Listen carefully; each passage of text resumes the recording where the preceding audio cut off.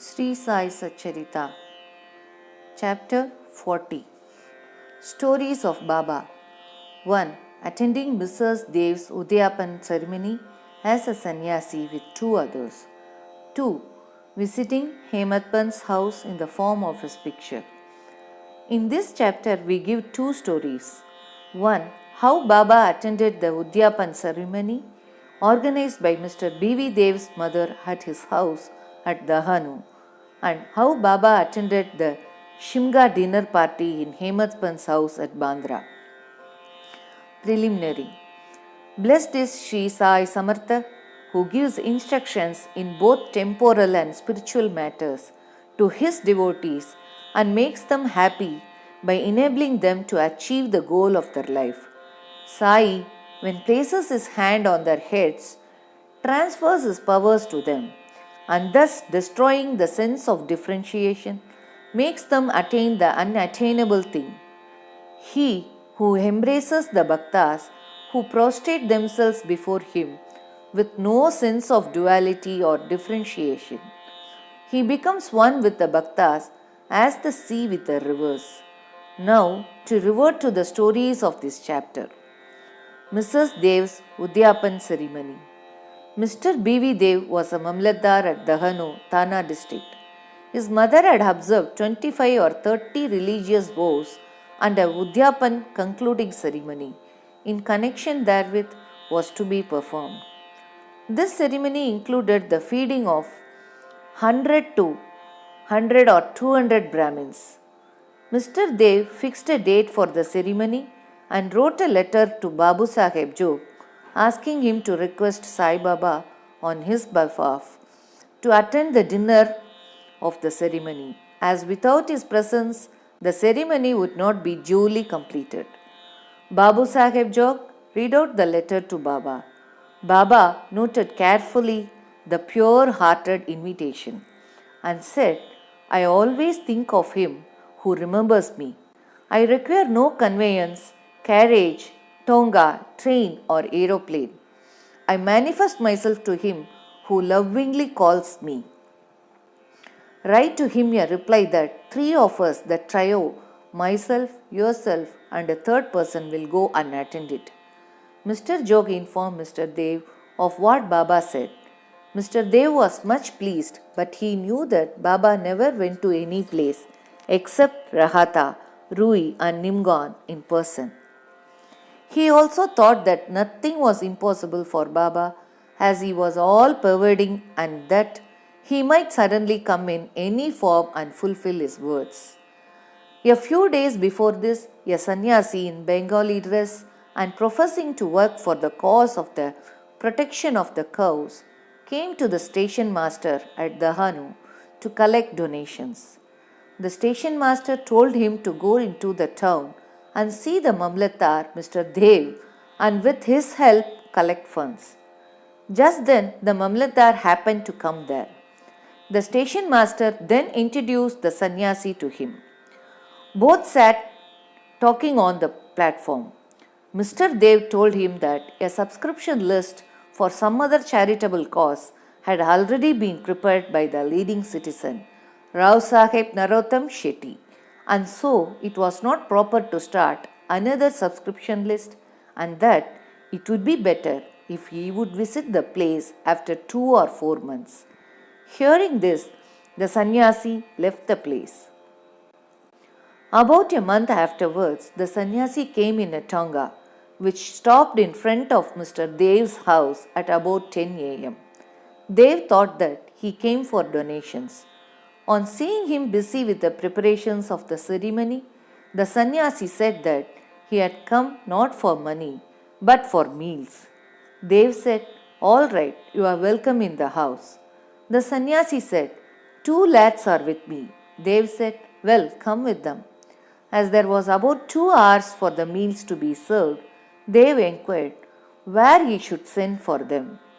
He said that it was not necessary, as he would come himself at the appointed time. Dev asked him to come at noon. Exactly at 12 noon, the trio came, joined the party, and after feeding themselves, went away. After the ceremony was finished, Dev wrote a letter to Babu Saheb Jog complaining of Baba's breach of promise. Jog went to Baba with the letter, but before it was opened, Baba spoke. Ha! He says that I promised him to come but deceived him. Tell him that I did attend his dinner with two others, but he failed to recognize me. Then why did he call me at all? He thought that the sannyasi came to ask for subscription money. Did I not remove his doubt in that respect? And did I not say that I would come with two others? And did not the trio come in time and have their meals? See, to keep my words, I would sacrifice my life. I would never be untrue to my words. This reply pleased Jog's heart, and he communicated the whole reply to Dev. As soon as he read it, he burst into tears of joy, but he took himself to task mentally for vainly blaming Baba. He wondered how he was deceived by the sannyasi's prior visit and his coming to him for subscriptions, how he also failed to catch the significance of the sannyasi's words that he would come with two others for meals.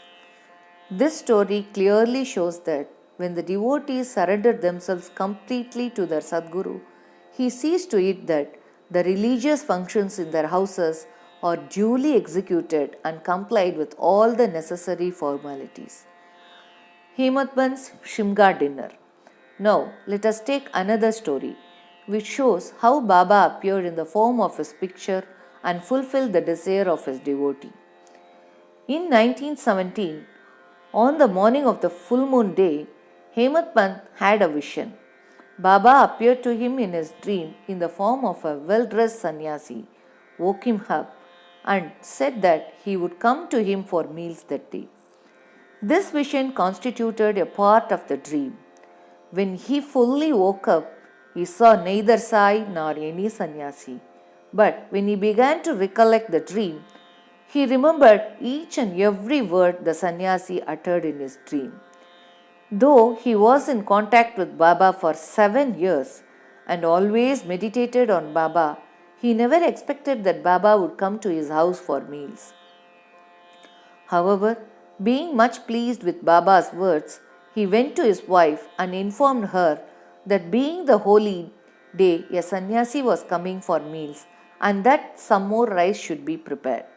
She inquired about the guest, who he was and where he was coming from. Then, not to cause any misunderstanding, he gave her the truth and told her about the dream.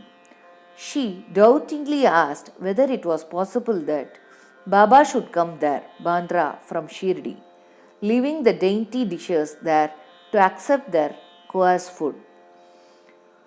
Hematband then assured her that Baba might not come in person, but he might attend in the form of a guest, and that they would lose nothing if they cooked some more rice. After this, preparations for the dinner went on, and it was ready at noon.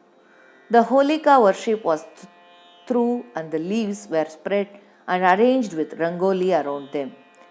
2 rows were arranged with a central seat between them for the honorable guest.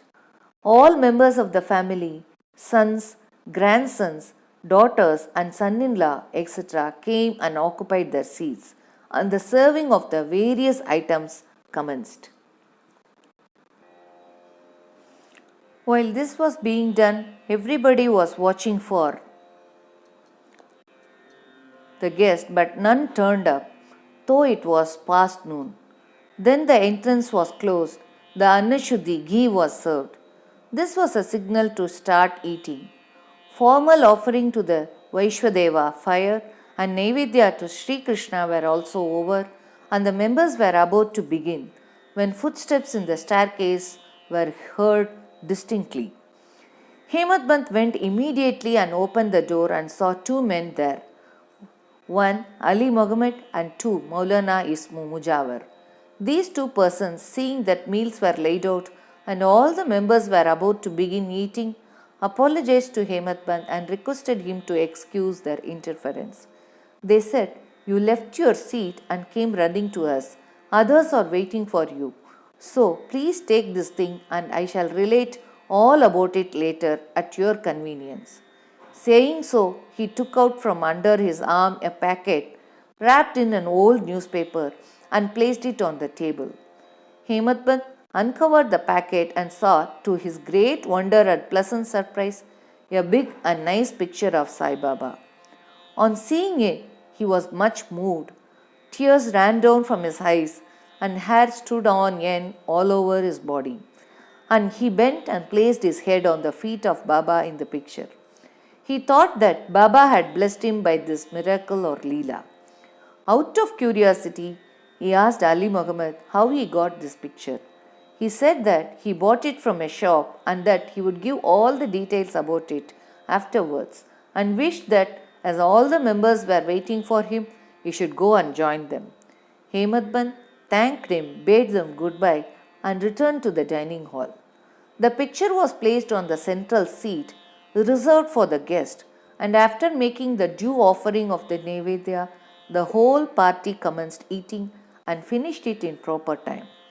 On seeing the beautiful form of Sai in the picture, everybody was extremely pleased and wondered how all this happened. This is how Sai Baba fulfilled his words uttered by him in the dream of Hemadpant. The story of the picture with all its details, with how Ali Muhammad got it, why he bought it and gave it to Hemadpant, is reserved for the next chapter. Bow to Sri Sai. Peace be to all.